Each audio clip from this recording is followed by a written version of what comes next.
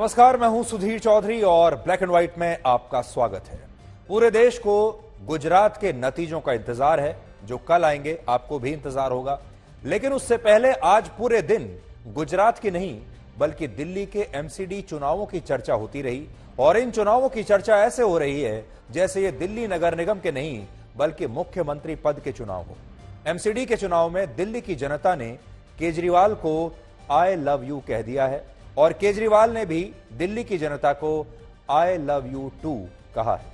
और स्थिति यह आ गई कि आम आदमी पार्टी के कार्यकर्ता आज बीजेपी नेता मनोज तिवारी के सुपरहिट गाने रिंकिया के पापा को बजाकर उस पर डांस कर रहे हैं। इस चुनाव की दो बड़ी बातें हैं। पहला, एग्जिट पोल्स ने जो अनुमान लगाया था उसके ठीक उलट बीजेपी ने आम आदमी पार्टी को बहुत ही कांटे की टक्कर दी है और दोनों के वोट शेयर में सिर्फ 3% का अंतर है। पहले लोगों को लगा था कि बीजेपी बुरी तरह से हारेगी, यानी बीजेपी ने चुनाव बहुत अच्छा लड़ा। और दूसरी बात यह कि आम आदमी पार्टी को पिछली बार के मुकाबले 16% ज्यादा वोट मिला है और यह वोट उसने काटा है कांग्रेस पार्टी के वोट बैंक से और कांग्रेस पार्टी को कंगाल कर दिया।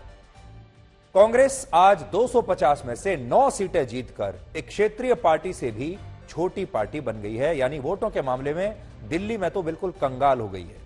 और ये जो कंगाली के हालत तक उसे पहुंचाया है वो आम आदमी पार्टी ने पहुंचाया है। आप ये कह सकते हैं कि कांग्रेस के वोट बैंक पर आम आदमी पार्टी ने डाका डाल दिया।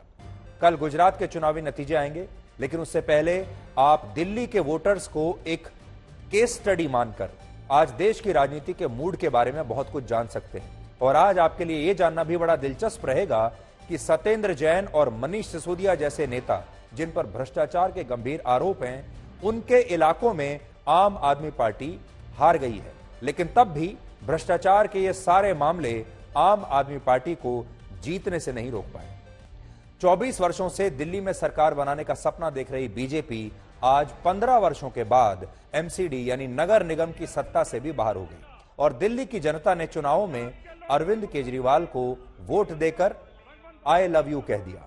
और जब जनता ने आई लव यू कहा तो उसके जवाब में अरविंद केजरीवाल ने भी दिल्ली की जनता से आई लव यू टू कह दिया है।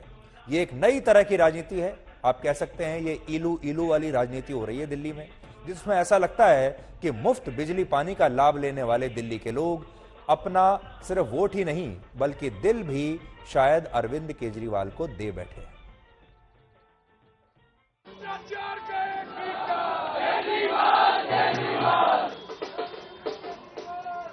I love you too.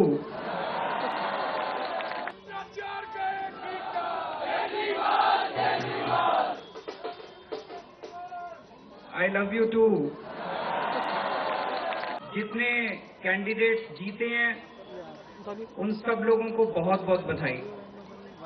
आम आदमी पार्टी वाले जो जीते हैं उनको भी बधाई, भारतीय जनता पार्टी वाले जो जीते हैं उनको भी बधाई, निर्दलीय जो जीते हैं उनको भी बधाई, और जो हारे हैं उनसे मैं निवेदन करना चाहता हूं कि मायूस मत होना, दिल्ली को ठीक करने में हम आपका भी सहयोग लेंगे। तो आज अरविंद केजरीवाल जो पहले मोदी को कोसने से कभी थकते नहीं थे, कोसते कोसते आज अचानक से वो प्यार भरी बातें करने लगे। आज आशीर्वाद देने और लेने की बातें करने लगे। आज कहने लगे कि अब राजनीति करने की कोई आवश्यकता नहीं है। तो जीतते ही केजरीवाल जैसे नेताओं का जो दिल है वो बहुत बड़ा हो जाता है, उनका दिल विशाल हो जाता है। उसके बाद वो कहने लगते हैं कि सबको बधाइयां देने लगते हैं और वो बताने लगते हैं कि आगे देश के लिए मिलकर काम कैसे करना है। दिल्ली एमसीडी के चुनाव में इस बार कुल 250 सीटों पर वोट पड़े थे। 250 सीटों पर चुनाव हुआ था, जिनमें से आम आदमी पार्टी को 134 सीटें मिली हैं, यानी बिल्कुल साफ तौर पर बहुमत मिल गया है। बीजेपी को 104 सीटें मिली और कांग्रेस पार्टी को सिर्फ 9 सीट मिली, यानी आम आदमी पार्टी ने पिछली बार के मुकाबले 86 सीटें ज्यादा जीती हैं, जबकि बीजेपी को पिछली बार के मुकाबले 77 सीटों का नुकसान हुआ है और कांग्रेस को इस बार 21 सीटें पहले के मुकाबले कम मिली हैं और वो अब एक सिंगल डिजिट पार्टी बनकर रह गई है, एक क्षेत्रीय पार्टी से भी छोटी पार्टी बनकर रह गई है। अरविंद केजरीवाल के लिए यह चुनाव दिल्ली की सत्ता को पूर्ण रूप से हासिल करने का एक आखिरी चरण था। अब पूरी तरीके से दिल्ली में केजरीवाल का युग शुरू हो चुका है, क्योंकि अब वो पूर्ण बहुमत से पास हो गए हैं इस पूरी परीक्षा में, बहुत अच्छे नंबरों से पास हुए हैं। दूसरी बात, दिल्ली में चुनाव तो असल में नगर निगम का था, लेकिन बीजेपी की तरफ से यहां पर बीजेपी ने अपनी पूरी ताकत झोंक दी थी और बीजेपी ने अपने पूरे मंत्रिमंडल को चुनाव प्रचार में उतार दिया था। अमित शाह का पूरा दिमाग यहां लगा हुआ था, रक्षा मंत्री राजनाथ सिंह को ले लीजिए, परिवहन मंत्री नितिन गडकरी को ले लीजिए, और किरण रिजिजू जैसे, ज्योतिरादित्य सिंधिया जैसे कई बड़े बड़े केंद्रीय मंत्री चुनाव प्रचार करने के लिए दिल्ली की गलियों में घूम रहे थे, दिल्ली की सड़कों पर घूम रहे थे। और 7 राज्यों के मुख्यमंत्रियों ने बीजेपी के लिए दिल्ली के नगर निगम चुनाव में आकर दिल्ली की गलियों में चुनाव प्रचार किया। 7 मुख्यमंत्री उतार दिए, लेकिन इसके बावजूद बीजेपी आम आदमी पार्टी के इस तूफान को रोक नहीं पाई। कम तो कर दिया, लेकिन रोक नहीं पाई। तीसरी बात, इन नतीजों से यह साफ है कि दिल्ली में मुफ्त बिजली, मुफ्त पानी का फॉर्मूला अब सुपरहिट हो चुका है। दिल्ली के नतीजों का एक पहलू यह भी है कि एग्जिट पोल्स ने जो अनुमान लगाया था, उसके ठीक उलट बीजेपी ने आम आदमी पार्टी को कांटे की टक्कर दी है और बहुत अच्छा चुनाव लड़ा। अगर आप T20 मैच के हिसाब से देखें तो ये जो मैच है, ये अगर आखिरी बॉल नहीं तो आखिरी ओवर तक तो जरूर गया और बीजेपी ने आखिरी ओवर तक हार नहीं मानी। आम आदमी पार्टी को बीजेपी से सिर्फ 3% ज्यादा वोट मिले, यानी दोनों में जो फर्क है सिर्फ 3% का है। आप देख लीजिए, आम आदमी पार्टी को 42% वोट मिला है और बीजेपी को 39.1% वोट मिला है। कांग्रेस को 11.7 वोट मिले हैं और अन्य को 7.2% वोट मिले हैं। तो आप देखेंगे यहां पर जो बड़ा कमाल हुआ है वो ये कि आम आदमी पार्टी ने कांग्रेस पार्टी का बहुत बड़ा वोट काटकर अपने वोट बैंक में डाल लिया। सबसे ज्यादा नुकसान असल में कांग्रेस पार्टी का हुआ है। कांग्रेस पार्टी तो साफ हो गई। 2017 के एमसीडी चुनाव में आम आदमी पार्टी का वोट शेयर लगभग 26% था, यानी इस हिसाब से उसमें 16% की वृद्धि हुई है और 16% की वृद्धि कम नहीं होती, बहुत ज्यादा होती है। दिलचस्प बात यह है कि पिछली बार के मुकाबले बीजेपी के वोट इस बार कम नहीं हुए, बल्कि बीजेपी के वोट भी बढ़े हैं। 2017 के एमसीडी चुनाव में बीजेपी को 36% वोट मिले थे, लेकिन इस बार उसे 40% वोट मिले लगभग, और उसका वोट शेयर 3% तक बढ़ा है। किसी भी चुनाव में जब सत्तारूढ़ पार्टी का वोट शेयर 2% से ज्यादा बढ़ता है तो उसकी जीत की संभावना बहुत बढ़ जाती है, क्योंकि 15 साल से बीजेपी एमसीडी में सत्ता में थी, इसलिए 15 साल के बाद लोगों में भी एक थकावट आ जाती है और उम्मीद यह की जा रही थी कि इस बार बीजेपी बहुत आसानी से हार जाएगी आम आदमी पार्टी के सामने, लेकिन ऐसा हुआ नहीं। और ऐसा हुआ नहीं, इसकी बड़ी वजह है कांग्रेस पार्टी। असल में दिल्ली में कांग्रेस पार्टी का जो थोड़ा बहुत वोट शेयर रह गया था, उसमें भी आम आदमी पार्टी ने जबरदस्त सेंध लगा दी, यानी आम आदमी पार्टी ने कांग्रेस के वोटों को इस बार लूट लिया है। कांग्रेस के वोट बैंक पर बहुत बड़ा डाका डाला है। दिल्ली में तो डाला ही है, कल आपको गुजरात में भी पता चलेगा कि गुजरात में कांग्रेस के वोट बैंक में कितना बड़ा डाका आम आदमी पार्टी ने डाला है। उस बैंक को भी आम आदमी पार्टी ने लूट लिया है। लेकिन पहले देखिए कि दिल्ली में कांग्रेस का बैंक कैसे लूटा है। इस बार कांग्रेस को दिल्ली में 11.5% वोट मिले हैं सिर्फ, जबकि पिछली बार उसे 21% वोट मिले थे। यानी इस हिसाब से कांग्रेस को सीधे तौर पर लगभग 10% वोटों का नुकसान हुआ और ये वोट आम आदमी पार्टी के जेब में सीधे चले गए हैं। हालांकि दिल्ली के अलावा पंजाब, गोवा, उत्तराखंड और दूसरे राज्यों के चुनाव में भी आम आदमी पार्टी बिल्कुल यही कर चुकी है। और दिल्ली की जो जनता है वो जागरूक जनता है, उसे सब कुछ चाहिए। यहां सोचने वाली बात कांग्रेस के लिए है। दिल्ली में कांग्रेस का वोट शेयर बहुत तेजी से कम हो रहा है और अब विधानसभा में कांग्रेस के पास सिर्फ 4.5% वोट हैं और एमसीडी में उसके पास लगभग 11.5% वोट ही बचे हैं। और ये आप कह सकते हैं कि एक छोटी सी, जिसे आप रीजनल पार्टी कहेंगे, उससे भी कम है। इस चुनावी मैच में आम आदमी पार्टी की जीत तो जरूर हुई, लेकिन नतीजे ये बताते हैं कि यह मैच असल में आखिरी ओवर तक खेला गया है और इन चुनावों में बीजेपी को आम आदमी पार्टी से 30 और बहुमत से 22 सीटें कम मिली हैं। बहुमत से 22 सीटें पीछे बीजेपी जो रुक गई। दिलचस्प बात यह है कि लगभग इतनी ही सीटों पर आम आदमी पार्टी ने बहुत ही कम मार्जिन से जीत हासिल की है। 2 सीटों पर उसकी जीत का अंतर 100 वोटों से भी कम है।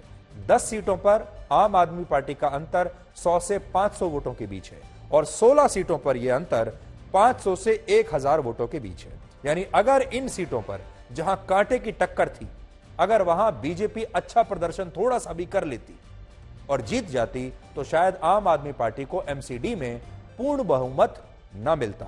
हालांकि यहां एक पॉइंट यह भी है कि जिन सीटों पर जीत का अंतर 5000 से ज्यादा वोटों का है, उन सीटों पर ज्यादातर आम आदमी पार्टी के उम्मीदवार ही जीते हैं।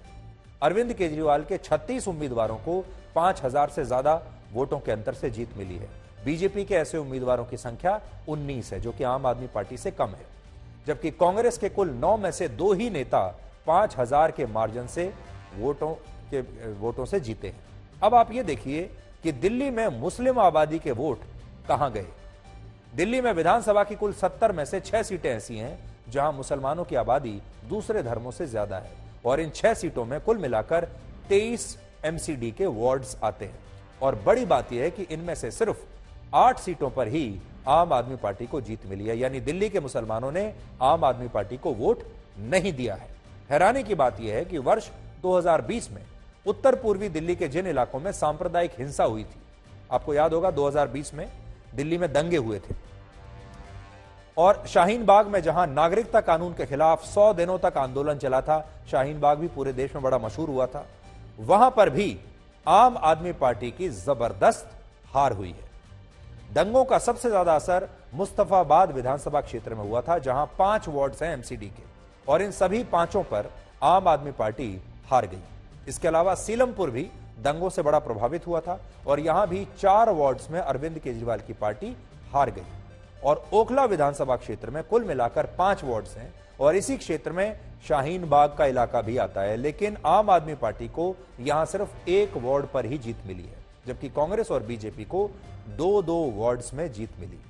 यहां से आम आदमी पार्टी के नेता अमानतुल्लाह खान विधायक हैं, लेकिन इसके बावजूद पार्टी को उन्हीं के इलाके में उन्हीं के मुसलमान वोटर्स ने वोट नहीं दिया।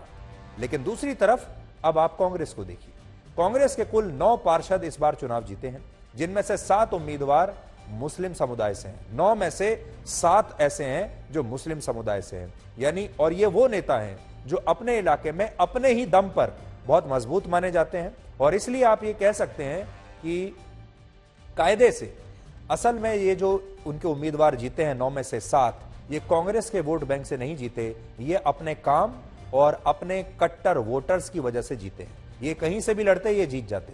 इसलिए आप ये कह सकते हैं कि 9 में से असल में 7 जो पार्षद हैं जो मुस्लिम समुदाय से हैं, उनको भी आप डिस्काउंट कर दीजिए तो आप ये देखेंगे कि असल में कांग्रेस के नाम पर और कांग्रेस के पारंपरिक वोट बैंक के आधार पर कांग्रेस के सिर्फ 2 कैंडिडेट ही जीते हैं। अब आप ये देखिए कि दिल्ली की 7 लोकसभा सीटों से, जहां 7 की 7 सीटों पर बीजेपी के सांसद हैं, वहां इनका प्रदर्शन कैसा रहा। रमेश बिदुड़ी दक्षिणी दिल्ली से बीजेपी के सांसद हैं, जहां कुल 37 सीटें हैं। इनमें से बीजेपी को सिर्फ 13 सीट मिली, आम आदमी पार्टी को 23 और 1 सीट कांग्रेस को। तो रमेश बिदुड़ी का रिपोर्ट कार्ड आपके सामने है। दक्षिणी दिल्ली में ऐसे इलाके हैं जहां लोग कोठियों और बंगलों में रहते हैं, यहां झुग्गी बस्तियां भी ज्यादा है, इसलिए यहां आम आदमी पार्टी की जीत बड़ी महत्वपूर्ण है। पूर्व क्रिकेटर गौतम गंभीर ईस्ट दिल्ली, पूर्वी दिल्ली लोकसभा सीट से सांसद हैं। यहां 36 सीटें हैं, इनमें से 22 बीजेपी ने जीत ली, आपको 11 मिली हैं, कांग्रेस को 3 मिली है। यानी गौतम गंभीर के लोकसभा क्षेत्र में बीजेपी को आम आदमी पार्टी से 2 गुना सीटें मिली हैं। इसका मतलब गौतम गंभीर का जो परफॉर्मेंस है वो बहुत अच्छा रहा है। बीजेपी के जो पुराने नेता हैं दिल्ली के, उनसे कहीं ज्यादा अच्छा प्रदर्शन गौतम गंभीर ने किया है, जबकि वो ना तो वो नेता हैं और ना ही राजनीति में पुराने हैं। वो तो क्रिकेट खेलते खेलते राजनीति में आ गए, लेकिन सोचिए पुराने नेताओं से अच्छा प्रदर्शन कर रहे हैं। Manoj Tiwari north east Delhi Lok Sabha seat से सांसद हैं। उनके क्षेत्र में भी बीजेपी आम आदमी पार्टी से आगे रही। यहां कुल 41 सीटें हैं, बीजेपी ने 21 जीती, आम आदमी पार्टी ने 15, कांग्रेस ने 4 सीटें जीती। तो मनोज तिवारी भी पारंपरिक रूप से नेता नहीं है, बाहर से आए हैं, एक कलाकार हैं, लेकिन वो भी पुराने दिग्गज नेताओं से अच्छा परफॉर्मेंस कर रहे हैं। डॉक्टर हर्षवर्धन चांदनी चौक लोकसभा सीट से सांसद हैं। उनके क्षेत्र में कुल 30 सीटें हैं। इनमें बीजेपी को 16, आम आदमी पार्टी को 14 सीटें मिली। यानी यहां भी बीजेपी आम आदमी पार्टी से आगे रही और यहां डॉक्टर हर्षवर्धन का जो पुराना तजुर्बा है और अपने इलाके पर जो उनकी पकड़ है वो काफी काम आई। प्रवेश वर्मा पश्चिमी दिल्ली लोकसभा सीट से सांसद हैं, जहां कुल 38 सीटें हैं, जिनमें से 24 सीटों पर आम आदमी पार्टी जीत गई और 14 सीटों पर ही बीजेपी जीत पाई है। यानी उनका परफॉर्मेंस बहुत अच्छा नहीं रहा और इसका एक बड़ा कारण यह भी है क्योंकि वो उनके एक बड़ा कारण एक ये हो सकता है क्योंकि इस इलाके में एक बड़ा क्षेत्र ऐसा है जो आउटर दिल्ली में पड़ता है, बाहरी दिल्ली जिसे हम कहते हैं, और बाहरी दिल्ली में आम आदमी पार्टी का बहुत जबरदस्त होल्ड है, अच्छी पकड़ है, जिसे प्रवेश वर्मा ढीली नहीं कर पाए। नई दिल्ली लोकसभा सीट से मीनाक्षी लेखी सांसद हैं, जो कि केंद्र में मंत्री भी हैं। वहां 25 सीटें हैं। आम आदमी पार्टी को 25 में से 20 सीटें मिल गई और बीजेपी को सिर्फ 5 सीटें मिली। नई दिल्ली लोकसभा क्षेत्र में मिडिल क्लास और अपर मिडिल क्लास की आबादी ज्यादा है, इसलिए यहां आम आदमी पार्टी की जीत एक बहुत बड़ी उपलब्धि आप मान सकते हैं। हंसराज हंस नॉर्थ वेस्ट दिल्ली से सांसद हैं और यहां 43 सीटें हैं। आम आदमी पार्टी को इनमें से 26 सीटें मिली, बीजेपी को 14 सीट मिली, कांग्रेस को 1 सीट मिली। तो हंसराज हंस भी पारंपरिक नेता नहीं है, ये गायक हैं, लेकिन ये भी बीजेपी को अपने क्षेत्र में जिता नहीं पाए। बड़ी बात यह है, इस हार को भी बीजेपी के नेता उपलब्धि के तौर पर ही देख रहे हैं और कह रहे हैं कि 15 वर्षों की सत्ता विरोधी लहर के बाद भी 100 से ज्यादा सीटें जीतना बीजेपी की एक बहुत बड़ी कामयाबी है। अब यह सवाल शुरुआत से आप सब लोगों के मन में जरूर होगा कि दिल्ली के नगर निगम का चुनाव इतना हाई प्रोफाइल कैसे हो गया। आपने देखा होगा आज दिन भर देश के तमाम बड़े बड़े न्यूज चैनल्स लगातार इसी खबर पर बने हुए हैं। देश के बड़े बड़े राष्ट्रीय अखबारों के फ्रंट पेज पर यही खबर है और ऐसा लगता है कि यह नगर निगम का चुनाव नहीं, कोई विधानसभा का चुनाव हो रहा है जिसमें मुख्यमंत्री के बारे में फैसला हो रहा है। इतना बड़ा चुनाव है और इसका कारण एक ये भी है कि बीजेपी ने इसे बहुत बड़ा चुनाव बना दिया। इसमें जीत और हार के मायने राष्ट्रीय राजनीति से जोड़कर देखे जा रहे हैं। ऐसा क्यों? तो इस सवाल का जवाब आप इन 3 पॉइंट्स के जरिए समझ सकते हैं।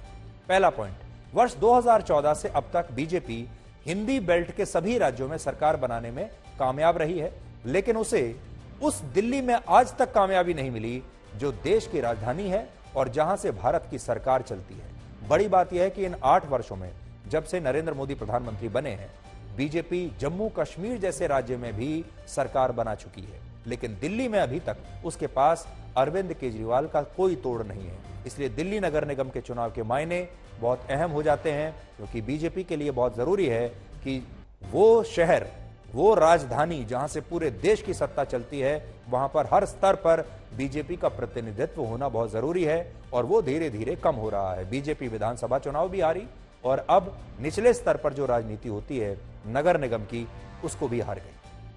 आप देख लीजिए, मोदी राज में जहां जहां बीजेपी की सरकारें रही हैं, यह आपके स्क्रीन पर, आपके भारत के नक्शे पर आप यहां देख सकते हैं, यहां रही हैं। और मोदी राज में जहां बीजेपी की सरकारें नहीं बनी हैं, ये आप नक्शे पर देख सकते हैं। ऐसे इलाके अब बहुत कम बचे हैं जहां पर मोदी के प्रधानमंत्री बनने के बाद से बीजेपी ने अपनी सरकार कभी ना कभी ना बनाई हो। और अब आखिर में आज का इतिहास।